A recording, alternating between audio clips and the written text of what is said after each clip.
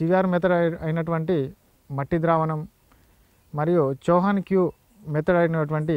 చేప బెల్లం ద్రావణం మరియు ఫుకువోకా విధానంలో కొంత సాగు చేయడం జరుగుతుంది. మరియు కాదర్వలి గారి అటవీ చైతన్యం కూడా ఒక చెట్టు కింద ఒక పాత్ర ఒక కుండను తీసుకొని ఆ కుతిక వరకు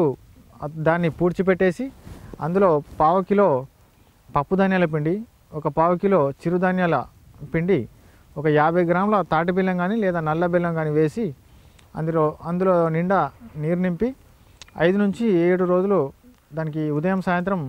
కలబెట్టుకుంటూ 5 రోజుల నుంచి 7 రోజుల తర్వాత మనం 1 లీటరు ఒక 20 లీటర్ల పంపుకేసి మనం తడి నీళ్ళపై పిచికారి చేసినా లేదా సాయంత్రం లేదా ఉదయం పూట పిచికారి చేసినా కానీ మనకు అడవిలో ఉండే మంచి బ్యాక్టీరియా మన వ్యవసాయ క్షేత్రంలో అభివృద్ధి చెంది సహజంగా పంటలు పండడానికి ఉపయోగపడుతుంది. ఈ జీవామృతము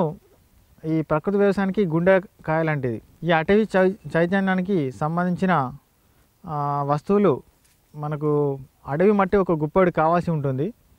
ఆ అడవి మట్టి మనకు ఎక్కువగా మనుషులు సంచరించని ప్రాంతంలో పెద్ద వృక్షాల కింద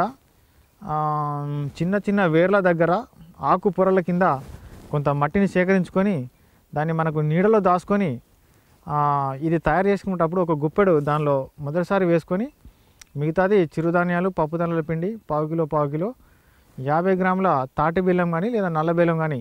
ఆ కుండలో వేసి మిగతా అంతా నీరు పోసి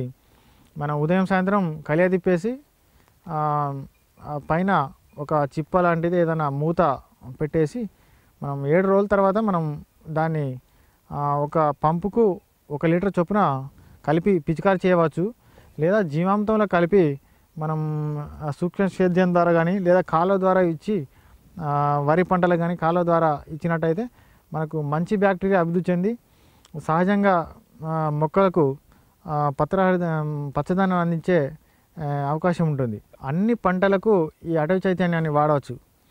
ఇందులో మనకు సహజంగా మంచి bacteria azotobacteria, azospirillum, pseudomonas, trichoderma viride,